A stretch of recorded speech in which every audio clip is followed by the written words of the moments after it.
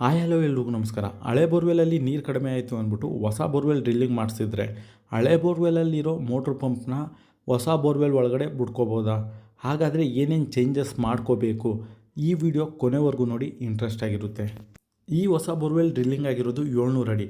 ಈ ಬೋರ್ವೆಲಲ್ಲಿ 1.5 ಇಂಚಿಂದ 2 ಇಂಚ್ ನೀರು ಅಷ್ಟೇ ಆಗಿದ್ದು. ಹಳೆ ಬೋರ್ವೆಲಲ್ಲಿ 300 ಅಡಿ ಕೆಲಸ ಮಾಡೋ ಮೋಟ್ರ್ ಪಂಪ್ ಇತ್ತು, 7.5 HP 12 ಸ್ಟೇಜು. ಆ ಮೋಟ್ರ್ ಪಂಪ್ನ ತಂದು ಈ ಹೊಸ ಬೋರ್ವೆಲ್ ಒಳಗಡೆ ಬಿಟ್ಬಿಟ್ಟಿದ್ದಾರೆ.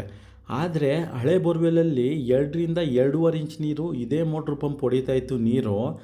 ಹೊಸ ಬೋರ್ವೆಲ್ ಒಳಗಡೆ ಬಿಟ್ಟ ಮೇಲೆ 1.5 ಇಂಚ್ ನೀರು ಅಷ್ಟೇ ಈ ಮೋಟ್ರ್ ಪಂಪ್ ತೆಗಿತಾ ಇರೋದು ಅಂದ್ಬಿಟ್ಟು ನಮ್ಮ ರೈತರು ಕಾಲ್ ಮಾಡಿದ್ರು.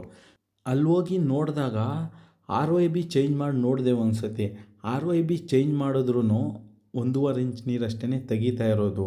ಅದು ಸುಮಾರು ಅರ್ಧ ಗಂಟೆ ವೆಯ್ಟ್ ಮಾಡಬೇಕು ನೀರು ಆಚೆ ಬರಬೇಕು ಅಂದರೆ. ಆಮೇಲೆ ನಮ್ಮ ರೈತರಿಗೆ ಕೇಳಿದೆ, ಎಷ್ಟು HP ಎಷ್ಟು ಸ್ಟೇಜ್ ಬಿಟ್ಟಿದ್ದೀರಾ ಅಂತ. 7.5 HP 12 ಸ್ಟೇಜ್ ಬಿಟ್ಟಿದ್ದೀವಿ. ಎಷ್ಟು ಲೆಂತ್ ಬಿಟ್ಟಿದ್ದೀರಾ ಅಂತ ಕೇಳಿದಾಗ 27 ಲೆಂತ್ ಬಿಟ್ಟಿದ್ದೀವಿ ಅಂತ ನಮ್ಮ ರೈತರಿಗೆ ಹೇಳಿದ್ರು. ಅದಕ್ಕೆ ನೀರು ಕಡಿಮೆ ಬರ್ತಾ ಇರೋದು ಅಂತ ನಮ್ಮ ರೈತರಿಗೆ ಹೇಳಿದೆ. ಯಾವ ಕಂಪ್ನಿ ಮೋಟ್ರ್ ಅಂತ ಕೇಳಿದಾಗ ಟೆಕ್ಸ್ಮೋ ಅಂತ ಹೇಳಿದ್ರು.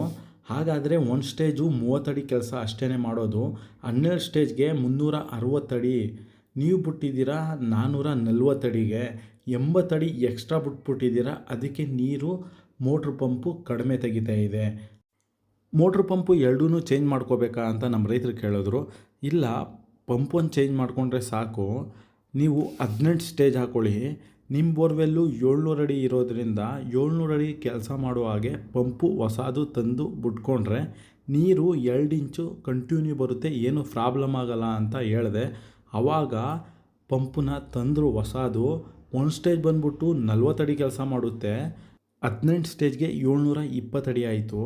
ನಮ್ಮ ರೈತರಿಗೆ ಎಳೆಗಳು ಎಲ್ಲೆಲ್ಲಿ ಸಿಕ್ಕಿದೆ ಅಂತ ನಾನು ಕೇಳಿದಾಗ 300 ಅಡಿಗೆ ಒಂದು ಎಳೆ ಬಂತು, ಮತ್ತು 520 ಅಡಿಗೆ ಒಂದು ಎಳೆ ಬಂತು. ನೀರು ಜಾಸ್ತಿ ಆಗಿದ್ದೆ 520 ಅಡಿಗೆ ಅಂತ ಹೇಳಿದ್ರು. ಆವಾಗ 27 ಅಂತ ಬಿಟ್ಕೊಳ್ಳಿ, 540 ಅಡಿ ಆಗುತ್ತೆ, 2 ಇಂಚ್ ನೀರು ಬರುತ್ತೆ. ನೀವು ಮೊದಲು ಬಿಟ್ಟಿದ್ದು 12 ಸ್ಟೇಜು. ಒಂದು ಸ್ಟೇಜ್ ಬಂದ್ಬಿಟ್ಟು 30 ಅಡಿ ಕೆಲಸ ಮಾಡಿದ್ರೆ 360 ಅಡಿ ಅಷ್ಟೇ ಆ ಪಂಪ್ನ ಬಿಡೋಕ್ಕಾಗೋದು.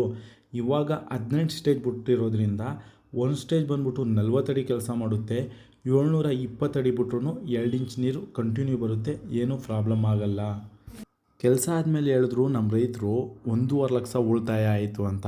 ಹೇಗೆ ಅಂತ ನಾನು ಕೇಳಿದಾಗ ಎಲ್ಲರೂ ಹೇಳಿದರು 12.5 HP ಮೋಟ್ರ್ ಬಿಡಿ 600 ಅಡಿಗೆ ನಿಮ್ಮ ಬೋರ್ವೆಲಲ್ಲಿ 2ರಿಂದ 2.5 ಇಂಚ್ ನೀರಾಗಿದೆ ಅಂತ ಹೇಳಿದ್ರು.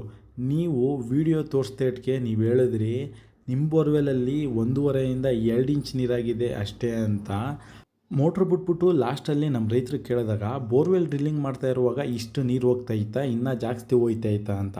ಅವ್ರು ಹೇಳಿದ್ರು ಇಷ್ಟೇ ನೀರು ಹೋಗ್ತಾ ಇದ್ದಿದ್ದು, ನಾವೇನಾದರೂ 12.5 HP ಮೋಟ್ರ್ ಬಿಟ್ಬಿಟ್ಟಿದ್ರೆ ನೀರು ನಿಂತು ಬರೋದು.